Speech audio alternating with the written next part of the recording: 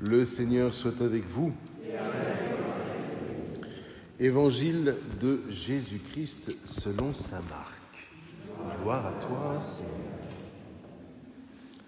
En ce temps-là, les pharisiens abordèrent Jésus pour le mettre à l'épreuve et ils lui demandaient « Est-il permis à un mari de renvoyer sa femme ?»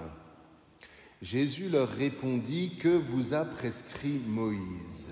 Ils lui dirent « Moïse a permis de renvoyer sa femme à condition d'établir un acte de répudiation. » Jésus répliqua « C'est en raison de la dureté de votre cœur qu'il a formulé pour vous cette règle.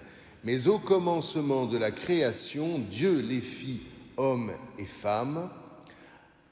À cause de cela, l'homme quittera son père et sa mère et s'attachera à sa femme, et tous deux ne deviendront qu'une seule chair. Ainsi, ils ne sont plus deux, mais une seule chair. Donc, ce que Dieu a uni, que l'homme ne le sépare pas. » Acclamons la parole de Dieu. Louange à toi, Seigneur Jésus.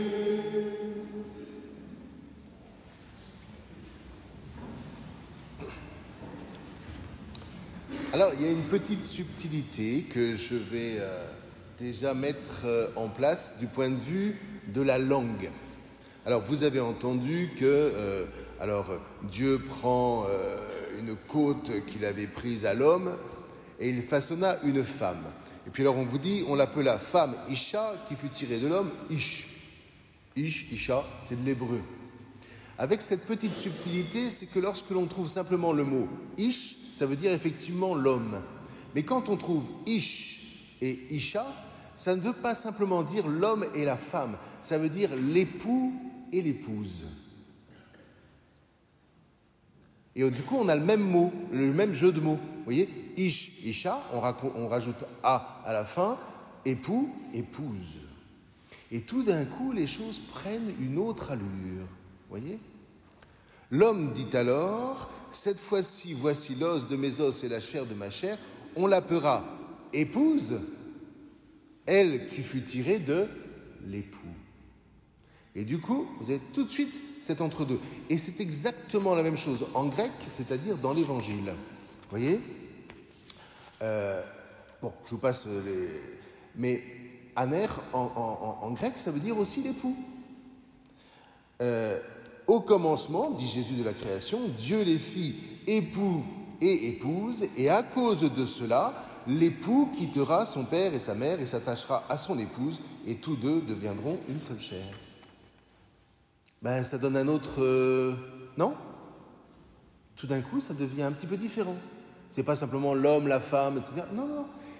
Ce qui est important, vous voyez, c'est que vous et moi, nous sommes faits précisément pour ce que j'appelle, depuis... Maintenant, vous commencez à connaître ce vocabulaire, un entre-deux. L'individualisme qu'on a essayé de prôner pendant des siècles et qui avait une bonne intention, j'ai envie de dire, parce que ça n'avait rien à voir avec ce qu'on entend par aujourd'hui l'individualisme. À l'époque de Diderot, l'individu, c'était celui à qui on allait donner les moyens d'être autonome. Et ça, c'est une bonne chose. D'être autonome, c'est une bonne chose. Et avec les siècles, c'est devenu... L'individu est celui qui devient indépendant.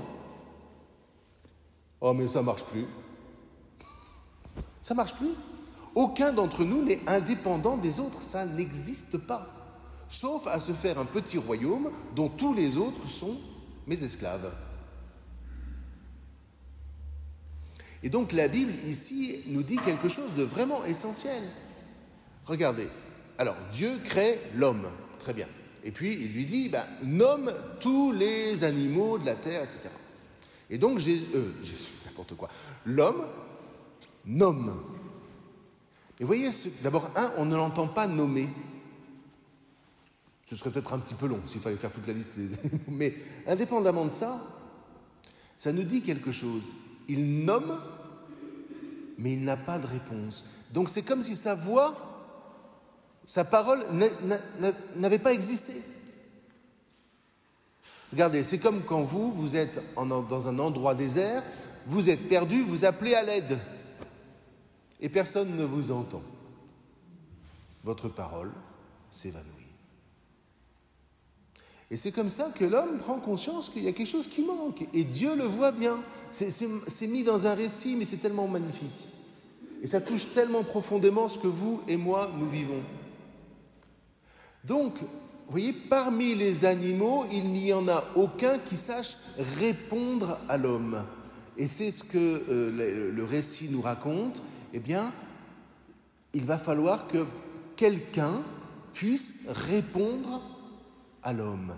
Et c'est alors que Dieu va créer, nous dit-on, l'épouse, ce qui transforme l'homme, puisque au début c'est Adam, ce qui transforme l'homme en ish, en époux. Et vous voyez, cet entre-deux, entre l'époux et l'épouse, eh bien c'est juste quelque chose d'essentiel. Et normalement, ça devrait nous parler, à vous et à moi, et nous parler de la part du Seigneur.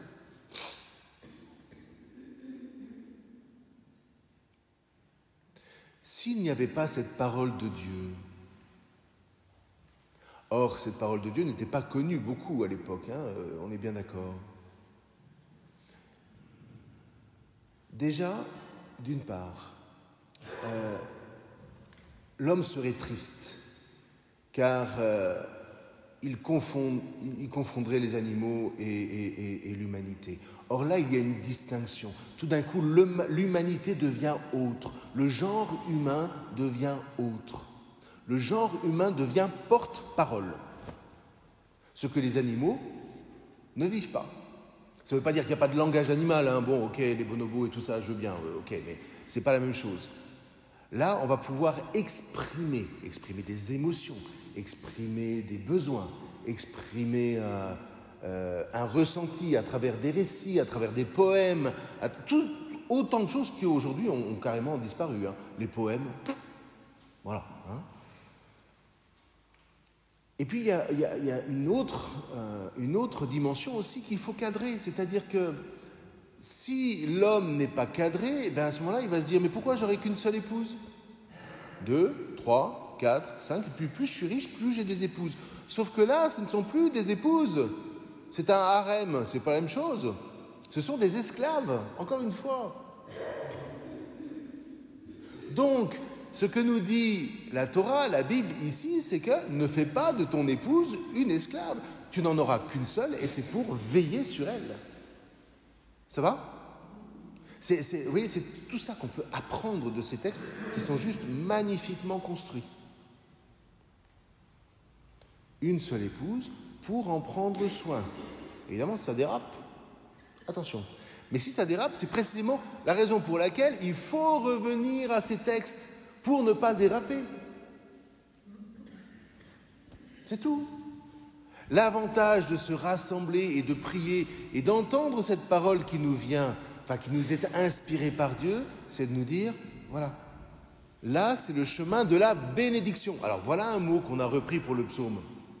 Seulement évidemment, si j'entends que le Seigneur nous bénisse tous les jours de ma vie, ça peut vouloir dire, si je ne fais pas attention, que le Seigneur me fasse du bien. C'est pas un peu ça ? Sauf que c'est pas du tout ça. Si, c'est ça. Mais il faut peut-être préciser. Lorsque le Seigneur bénit, ce n'est pas... De toute façon, on serait tous capables de témoigner de la chose. Quand le Seigneur bénit, ça n'est pas qu'il enlève les aspérités de la route. Quand le Seigneur bénit, c'est pour nous donner au moment où il y a une aspérité, au moment où on peut tomber, au moment où ça dérape. La bénédiction est là pour nous donner les moyens d'empêcher le dérapage, d'empêcher de tomber.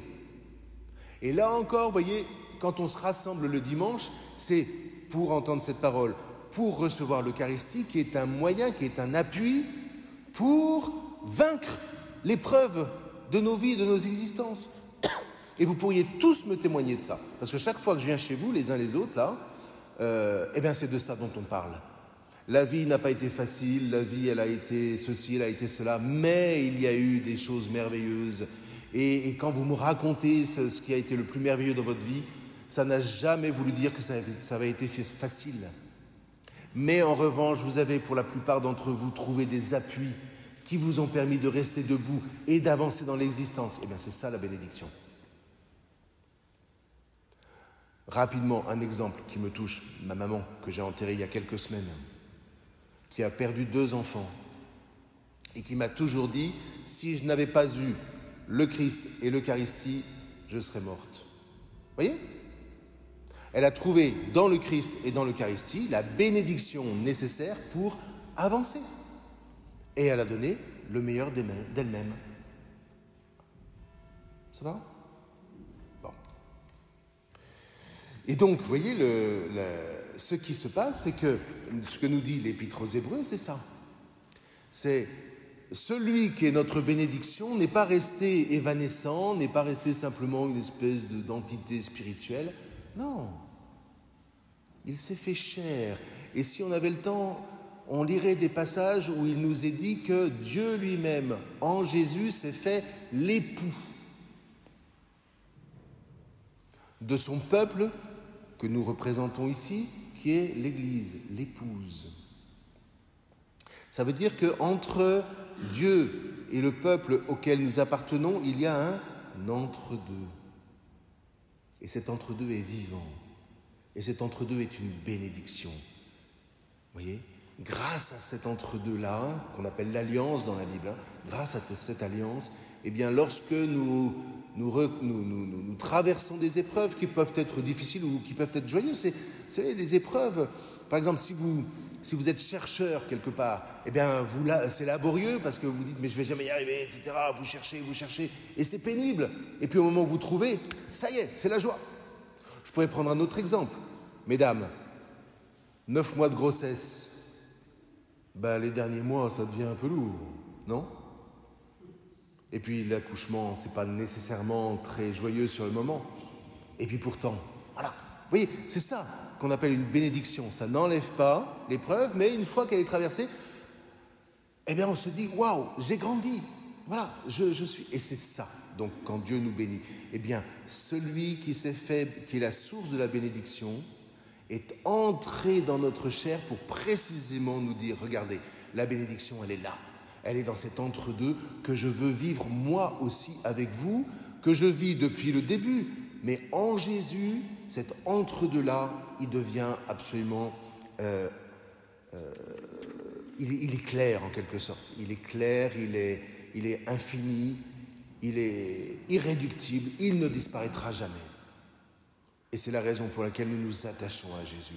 Donc, quand Jésus, et je terminerai par là, rappelle que si tu vis en Christ, si tu vis en Dieu, tu comprendras de l'intérieur d'où vient la bénédiction entre l'époux et l'épouse. Tu pourras corriger le tir, car quelquefois, et même de nombreuses fois, il faut corriger le tir. Tu sauras corriger le tir. Et tu feras en sorte que, de génération en génération, le mariage ne devienne pas quelque chose de douteux, mais au contraire devienne le sceau d'une vie qui se transmet, d'une croissance qui touche tout le corps que nous formons, vous et moi, et qui s'appelle l'Église, pour une société qui, normalement, devrait être de plus en plus porteuse de vie et parlante. Et bien, si vous le voulez bien, nous allons demander cette grâce au Seigneur. Vous voyez, un monde qui a oublié Dieu aujourd'hui, parce que qu'il a remplacé par quoi ? Par le Dieu de l'argent. C'est ça quand même, hein ? Ouvrez vos médias, ouvrez vos radios, vous n'avez de publicité que, voilà. Hein ? Alors achetez telle voiture, achetez ceci, n'arrêtez pas d'acheter. C'est ça le message qu'on vous donne. Hein ? Donc virez les radios, hein, qui sont devenues des espèces de voilà, il faut virer les radios. Les infos, vous les aurez ailleurs. Vous en faites pas. Mais pourquoi virer la radio ? C'est pour précisément se brancher sur la voix de Dieu. Et nous témoigner les uns les autres où se trouve la sagesse, où se trouve la vraie bénédiction. Et alors nous aurons des chances de voir notre monde, au moins là où nous vivons, retrouver une lumière. Ce monde deviendra parlant. Et je vous promets que les plus jeunes vous suivront. Amen.